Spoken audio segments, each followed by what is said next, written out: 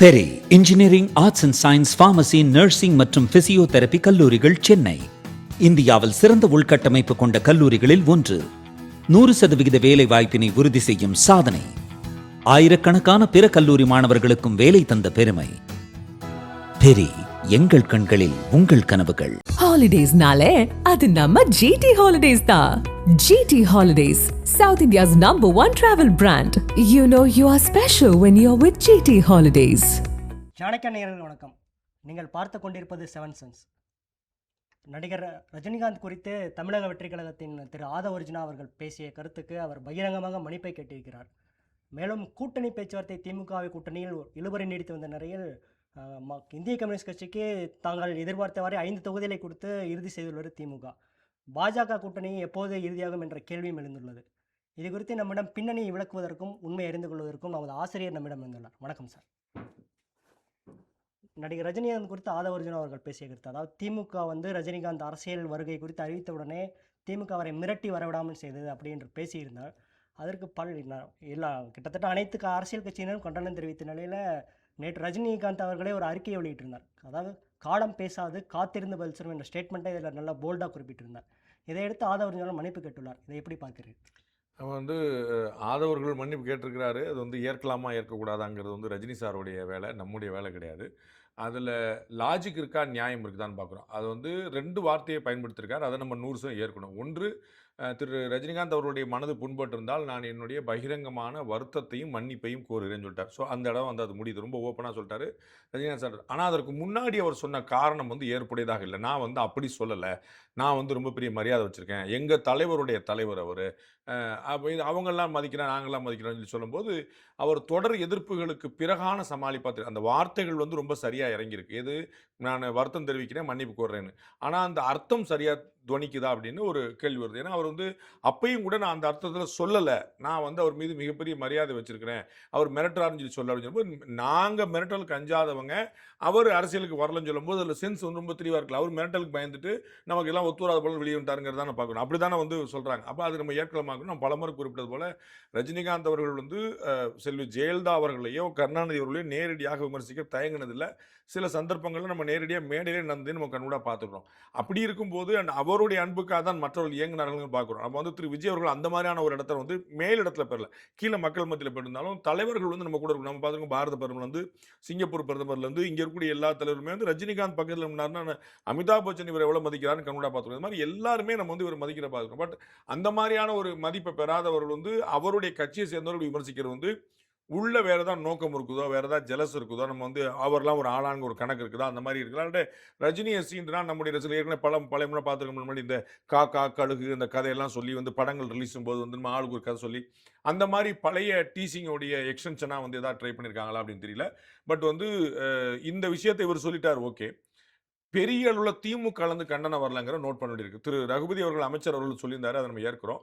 அதே மாதிரி மேலிட தலைவர்கள் யாரும் பெருசாக இன்னைக்கு தமிழக முதலமைச்சர் பேசும்போது அதிமுகவை சேர்ந்த 2 முன்னாள் அமைச்சர் பெருமக்கள் திரு திண்டுக்கல் சீனிவாசன் மற்றும் திரு சி.வி. சண்முகம் சொன்ன கருத்தை வச்சுட்டு அதை நேரடியாக குறிப்பிடாம மறைமுகமாக குறிப்பிட்டு திமுக மேடையில் நாகரிகம் பார்க்கணும், அதிமுக மேடை எப்படி இருக்குன்னு பாருங்க, 2ல் உங்களுக்கு எந்த மேடை வேணுங்கிற கேட்கிறாரு. நம்ம ஏற்கனவே குறிப்பிட்டது போல அதே திரு சண்முகம் இருக்கக்கூடிய சொந்த ஊரை சேர்ந்த அதே இடத்துல முன்னாள் மாவட்ட அமைச்சராக இருக்கக்கூடிய திரு பொன்முடி அவர்கள் பேசுனதான் ஏற்கணுமா? ஸோ பெண்களை பற்றி அவர் என்ன பேசுனது ஏற்க முடியுமா? திருமதி கனிமொழி ஏற்பாங்களா, வேற யாராவது ஏற்பாங்களான்னு பார்க்குறோம். ஸோ இது மாதிரி பேசுறது ஏதோ அதிமுக இல்லை, திமுக எதுவும் அதிகமாக இருந்துருப்பாங்களா. ஜெயலலிதா பற்றி திமுக பேசியதை பற்றி வெளியே சொல்லவே முடியாது. அவ்வளோ பகிரங்கமாக முரசொலியில கற்றல் இருக்காங்க. அவ்வளோ தூரம் நடந்துருக்கு நம்ம கண்கூடா பார்க்குறோம். ஸோ இது எல்லாருமே ஓடிட்டு இருக்கு. அப்போ திமுக அதை கண்டிக்குது, இதை கண்டிக்கலங்கிற பார்க்குறோம். அண்டு திரு விஜய் அவர்கள் கண்டிக்கலங்கிற பார்க்குறோம். அது கண்டிக்கல் மட்டும் இல்லை, ஒரு இன்ஸ்ட்ரக்ஷன் கொடுத்து கூட நான் தான் அவரை மன்னிப்பு கேட்க வச்சவங்களோட சொல்லணும்னு பார்க்குறோம். அது ஒருவேளை திரு ரஜினிகாந்த் அவர்கள்ட்ட தொலைபேசியில் பேசி ஏதாவது பண்ணியிருக்காரா நமக்கு தெரியாது. பட் அதுவும் ஏன்னா நடந்த சம்பவம் பகிரங்கமானது.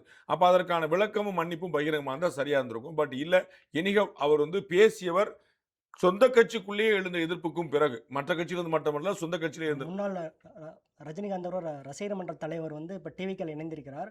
அவர் கேட்ட கேள்விக்கு அவர் பதில் அளித்திருக்கிறார். ஆமாம், அது ஒன்று சம்பவம் நடந்தது. ப்ளஸ் திரு ஜெயசிறி பிரபாகர் அவர் ரஜினிகாந்த் எம்ஜிஆரை ஒப்பிட்டு, ஏன்னா அவர் எம்ஜிஆரை தலைவராக ஏற்றுக்கொண்டவர் திரு பிரபாகர் அவர்கள். அவரை மேற்கோள் காட்டி ரஜினிகாந்தை சொல்லும்போது அவர் புரிஞ்சு, ஓகே இங்கே உள்ளுக்குள்ளே இந்த கலவரமாக இருங்கிற புரிஞ்சுட்டு அவர் கேட்டுக்கார். ஸோ நாம இத்தோட விட்டுலாம், அதில் நம்ம கொண்டு குழப்பம்ல. ரஜினிகாந்தோ மக்களோ அதை விடுறாங்களா இல்லையாங்கிறது காலம் தான் சொல்லும். Yes sir. திரு ஆதவர்ஜன் அவர்கள் பேசும்போது தாவேக கூட்டணி இல்லாமல் தனித்து 234 தொகுதியிலும் தனித்து தான் போட்டியிடும், டெல்லிக்கு அடிபணிவர் விஜய் இல்லை என்ற ஒரு ஸ்டேட்மெண்ட்டை முன்வைத்திருக்கார். அதான் யாருமே வரல அப்படிங்கும்போது அப்படி தானே சொல்லணும். நம்ம வந்து யாருக்கும் அடிபணிய மாட்டோம். நீங்கள் தனித்தே 234 தொகுதியிலையும் போட்டியிடறதுக்கான தகுதி படைத்தவர்கள் நீங்கள் கூட்டணி எதுக்கு கேட்டீங்க? கூட்டணி நீங்க தான் கேட்டிருக்கீங்க. என்ன கேட்டீங்க? கட்சி ஆரம்பிச்ச அன்னைக்கு கேட்டீங்க. கட்சி ஆரம்பிச்ச அன்னைக்கு உங்கள்ட்ட யாரும் கூட்டணிக்கு வரதா இருந்தா வரல. சரி அன்னைக்கு வரமா நாளைக்கு நம்ம கூட வருவாங்க இல்லையா சொன்னீங்க. ஒருத்தர் கூட வரலையே. டாக்டர் கிருஷ்ணசாமி வரலையே, ஜான் பாண்டியன் வரலையே, பூவை ஜெகன்மூர்த்தி வரலையே. யார் வந்திருக்கா சொல்லுங்க. யாராவது ஒருத்தர் வந்தாருன்னா பாருங்க, நாங்களாம் இவ்வளவு பெரிய கூட்டணி வச்சிருக்கோம். ஒருத்தர் கூட வரல. நீங்க வந்து அண்ணி பிரேமலதா விஜயகாந்த் வந்து எங்க வீட்டு பிள்ளை விஜய்னு சொல்லியிருக்காங்க. எங்க வீட்டு பிள்ளை நம்ம வீட்டு பிள்ளைங்க சொல்லியிருக்காங்க. அவங்க வரலையே. அப்ப நீங்கள் வெற்றி பெறுவீர்கள் என்ற நம்பிக்கை இருந்தா பெரிய கட்சிகள் வந்திருப்பாங்க. பெரிய கட்சி ஒரு சின்ன கட்சி வளரலன்ற, இடையில இருக்கக்கூடிய கட்சிகள் வரல. யார் உங்கள்ட்ட வந்தா? அப்ப யாருமே வரல. எலெக்ஷன் நோட்டிபிகேஷன் வந்துருச்சு. நானும் எவ்வளவு முட்டி பார்த்தேன், மோதி பார்த்தேன், உனக்கு கதைக்காவல. நம்ம பேசுன விஷயங்கள், நம்ம எதிர்பார்த்த விஷயங்கள், நம்ம ஆசைப்பட்ட விஷயங்கள் நடக்கலன்னு இந்த பழம் புளிக்கும். நாங்களாம் யார் தெரியுமா? நாங்களாம் 234 சிங்கிளா வந்து நடிப்போம். அங்க சிங்கிளா முதலே வந்திருக்க வேண்டியதானே? கூட்டத்தை தேடிட்டு இருந்தீங்க, கூட்டம் வரல, சிங்கிளா வந்து இது வந்து தனித்தன்மையா தனித்து விடப்பட்டதா தான் யோசிக்கணும். நம்ம வந்து அதுல வந்து இவங்க வேற ஏதாவது பண்ணிட்டு வந்திருக்காங்களான்னு தெரியல. இவங்க கூட்டணிக்கு விரும்பினாங்கிறது தெரியும்ல. விடுதலை சிறுத்தைகள் கட்சிக்கு ஆதவர்ஜுனா பகிரங்க அழைப்பு கொடுத்தார். நீங்க அங்க இருக்கக்கூடாதுன்னு சொன்னாங்க. 2 கம்யூனிஸ்ட்களை பத்தின பெரிய வேதனை வெளிப்படுத்த வரணும். அவங்களாம் வருவாங்கன்னு எதிர்பார்த்தாங்க. காங்கிரஸ் கட்சி வந்தா நம்ம போடலாம் அவங்க நினைச்சிருந்தாங்க. காங்கிரஸ் கட்சி அங்க செட்டில் ஆயிடுச்சு, எல்லா கட்சியும் செட்டில் ஆயிடுச்சு, அவ்வளவுதான். அப்போ வந்து 234 தொகுதியும் தனித்து போட்டிட்டு தான் ஆகணும், வேற வழி இல்லை. ஆனால் திரு விஜயகாந்த் அவர்கள் டே ஒன்லன்னு சொன்னார். எங்களுக்கு அந்த ஆண்டவனோடு மக்களோடு தான் கூட்டணி. 2006 முதல் தேர்தல் சந்திச்ச போது அவர் சொன்னது, நாங்க மக்களோடு தான் கூட்டணி, ஆண்டவனை நம்புறோம், மக்கள் நம்புறோம். அப்ப பிரச்சனையே கிடையாது. யாரும் கூட்டணி வரலையாங்கிற கேள்வியே கிடையாது. திரு சீமான் அவர்கள் நாங்க தனித்தான் எங்க தலைமை ஏற்று யாரா வரலாம் வாங்க, நாங்க யாரும் கூட சேர மாட்டோம் தெளிவா சொன்னார். ஆனா நீங்க டே ஒன்ல கூட்டணி சேருவோம் சொன்னீங்க. கூட்டணிக்கு யாரும் வரல.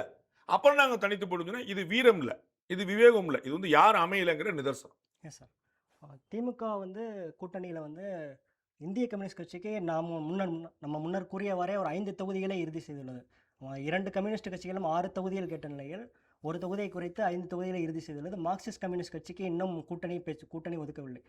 உடும்புப்பிடியில் திமுக திணறும் கூட்டணி, இதனுடைய பின்னணி என்ன? திணறும் கூட்டணி என்ன செய்வாங்க பாவம். அவங்க வந்து வேற வழி இல்லாம இருக்கிறாங்க. நம்ம வந்து வெளியே சொல்லவும் முடியாது, மெல்லவும் முடியாதுன்னு இருக்குங்களா, அந்த மாதிரியான ஒரு பிரச்சனை தான்.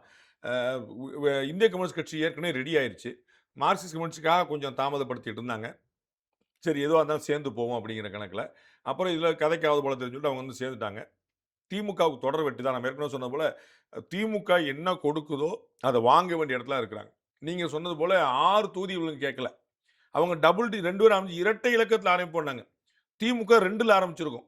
இரட்டை இலக்கம் தானே சொன்னீங்க, 2 பாருங்க, இரட்டை இலக்கம் தான் பாருங்கன்னு சொல்லிருக்கோம். அவங்க ஐயோ உள்ளது போயிருமா பதறி இப்போ போனா போன 5 கொடுத்துருக்காங்க. பெரிய விஷயம். ஏன்னா மதிமுகவோட கூட கொடுத்துருக்காங்க. மதிமுகவுக்கு திமுக சின்னத்துல 3, சொந்த சின்னத்துல 1 தான். இவங்களுக்கு சொந்த சின்னத்துல 5 கொடுத்துட்டாங்க. அப்போ வந்து திமுக பெருந்தன்மை காட்டிருச்சுன்னு பார்க்கணும். கம்பேரிட்டிவ்லி மதிமுக ஒப்பிட்டா இந்திய கம்யூனிஸ்ட் கட்சிக்கு பெருந்தன்மை காட்டியிருக்காங்க. அப்போ வேற வழியெல்லாம் வாங்கிட்டு போற இடத்துல இருக்காங்க. அதே நிலைமையில தான் இன்னைக்கு தேதிக்கு விடுதலை சிறுத்தைகளும் இருக்கிறது. அதே நிலைமையில தான் நாளைக்கு மார்க்சிஸ்ட் கட்சியும் இருக்க போகுது. 2 பேருமே கோச்சிக்கிட்டு போறதுக்கு இப்போ இடம் இல்லை. நீங்க என்னங்க எங்களை இவ்வளவு கம்மியான சீட் கொடுக்குறீங்க, இழிவுபடுத்துறீங்களா அப்படிங்கிறதெல்லாம் 3 கட்ட பேச்சுவார்த்தைக்கு முன்னாடி முடிஞ்சு வச்சு. 3 இப்போ இன்னைக்கு வந்து 4வது கட்டமா பேச்சு நடந்து இன்னைக்கு கையெழுத்தானுச்சு இந்திய கம்யூனிஸ்ட் கட்சி. இதற்கு முன்னாடி 3 கட்டத்தில் அவங்க மாறவே இல்லை. இவர்கள் கூடுதலான சீட் வேணும்னாங்க. இருக்கிறதே உங்களுக்கு கிடையாதுங்கன்னு சொன்ன அப்புறம் உள்ள ரொம்ப குறைச்சிடாதீங்க. 4, 5 மதிமுகவுக்கு 4, உங்களுக்கு 4ன்ட்டாங்கன்னு வச்சுங்க. அதுதான் திமுக சொன்னது. அதோட 1 எங்களுக்கு கூட கொடுங்க அப்படின்னு சொல்லிட்டு இப்போ வந்து லேயர் பிடிச்சாங்க. மக்கள் நல கூட்டணியில எல்லா கட்சியும் ஒரே லேயர்ல இருந்துச்சு. புரியுங்களா? இப்ப உள்ளதிலேயே கம்மி அப்படின்னு மதிமுக ஒண்ணு நிப்பாட்டுறாங்க. அதுக்கு மேல் லேயர்ல இந்திய கம்யூனிஸ்ட் நிப்பாட்டுறாங்க. இப்ப அடுத்ததா மார்க்சிஸ்ட் கம்யூனிஸ்ட் கட்சி விடுதலை சிறுத்தைகள் எந்த லேயர்ல நிப்பாட்ட போறாங்கன்னு பார்க்கணும். தேமுதிக பார்க்கணும். ஏன்னா 5 கட்சியும் சேர்ந்து தான் 2016ல 5% வாங்கினாங்க. 5 கட்சியும் சேர்ந்து தான். அப்போ வந்து இதுல வந்து மதிமுகவுக்கு 4 ஆயிடுச்சு. 4லையுமே 3+1. இந்திய கம்யூனிஸ்ட் கட்சிக்கு 5. இப்ப அடுத்து மார்க்சிஸ்ட் விடுதலை சிறுத்தைகள் என்னங்க நான் பார்க்கணும். தேமுதிக நம்ம பார்க்க வேண்டியது. 3 கட்சிக்குமே திமுக என்ன கொடுக்குதோ அதை வாங்கக்கூடிய இடத்துல இருக்கிறாங்களே தவிர இவர்கள் கேட்டு பெறுகிற இடத்துலயோ இவர்கள் சொல்றதை நடக்கூடிய இடத்துல இல்லை. இன்னைக்கு தேமுதிகவுக்கு கூடுதல் தொகுதிகளை கொடுக்க வேண்டும் என்பதற்காக தான் இவர்களுக்கெல்லாம் சீட் குறைக்கப்படுகிறது. அது வெளியே சொல்லப்படுது. உண்மை அது இல்லை. உண்மை என்னன்னா உதயசூரியன் வெர்சஸ் ரெட்டலை தான் கடுமையான ஃபைட். மற்றபடி காங்கிரஸ் விசஸ் தாமரை விசஸ் இதுவோ நீங்க எந்த சின்னத்தை எங்க நீங்க மாத்தி போட்டாலும் அதோட ப்ராபபிலிட்டி கம்மி. உதயசூரியன் வெர்சஸ் இங்க வந்து ஒரு சுயேட்சை சின்னம் இருக்குன்னு வச்சுக்கோங்க ஏடிஎம்கேல. உதயசூரியனுக்கான வெற்றி வாய்ப்பு சிம்பிள் பேசிஸ்ல கூட. இரட்டை இலை விசஸ் உதயசூரியன் இருக்கு, அங்க கடுமையான காம்படிஷன் இருக்கும். இரட்டை இலை விசஸ் ஒரு கதிர்வால் சின்னம் இருக்குன்னு வச்சுக்கோங்க, இரட்டை இலைக்கான ஸ்பேஸ் அதிகம், சிம்பிள் பேஸ்டா, உங்களுக்கு புரியுங்களா? அப்ப இந்த தமிழ்நாட்டுல உதயசூரியனும் இரட்டை இலையும் தான் பெரிய சின்னங்கள், மக்கள்கிட்ட கடைசி வரைக்கும் கீழே வரைக்கும் போய் நின்ன சின்னங்கள். நீங்க விசில்ல இருந்து, குக்கர்ல இருந்து, சைக்கிள்ல இருந்து, தாமரைல இருந்து, கை சின்னத்துல எல்லாத்தையும் பாப்புலர் சின்னங்களா சொல்லலாம். பட் கிரவுண்டடா வந்து தரை வரைக்கும் நிக்கக்கூடிய சின்னங்கள் பார்த்தீங்கன்னா இந்த உதயசூரியனும் ரெட்டை இலையும் தான். அப்ப எவ்வளவு முடியுமோ அவ்வளவு மேக்ஸிமம் வந்து உதயசூரியன் சின்னத்துல போட்டியிட வைப்போம்னு பார்க்குறாங்க. அவ்வளவுதான், அதுதான் கணக்கு. ஸோ தேமுதிக கொடுக்கறது இல்ல. நம்ம அதிகமா போட்டியிடணும். அதுக்கு தேமுதிக ஒரு காரணம், ஒரு சாக்கு. கமலஹாசன் வந்து மாட்டேன்ட்டு போயிடுவாரா? இப்ப கமலஹாசனுக்கு வந்து சீட் கொடுக்கணும். இன்னும் அது முடியல.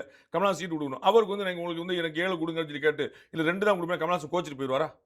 இன்னைக்கு கோச்சிட்டு போற நிலைமையில யாருமே, ஏன்னா தேமுதிகவுடைய பெரும் எதிர்பார்ப்பு அந்த ராஜ்யசபா சீட் மட்டும்தான். சீட்டே இல்லைனாலும் வாங்கிட்டு போயிடுவாங்க சரின்ட்டு. அவர் ராஜ்யசபா கொடுத்தாச்சு வந்தாச்சு, அண்ணன் ராஜ்யசபா எம்பி ஆயிட்டார். அதனால அவருடைய பர்பஸ் ஆல்ரெடி சால்வ். தமிழ்நாட்டை பொறுத்தளவுக்கு ஒரு ராஜ்யசபா எம்பிங்கிறது ஒரு 6 சட்டமன்ற உறுப்பினருக்கு சமம். நீங்க லோக்சபா நீங்க எடுத்துட்டீங்கன்னா நீங்க வந்து 234க்கு 39. அதே கணக்குல ஈக்குவல் வச்சுட்டீங்கன்னா வந்து ஒரு பாராளுமன்ற தொகுதிங்கிறது 6 சட்டமன்றத்துக்கு. ஸோ ஆல்ரெடி அவங்களுக்கு 6 சட்டமன்ற சீட் கிடைச்சிருச்சு வேற ஒரு கணக்குல. அப்போ வந்து அவங்களுக்கு தான் கொள்ள லாபம் இப்ப. அப்போ மத்தவங்கள பத்தி உனக்கு யாருமே கோச்சுக்கிட்டு போற நிலைமையில இல்லைங்கறனால திமுக ஃபுல் அப்பரண்ட் எடுத்துச்சு.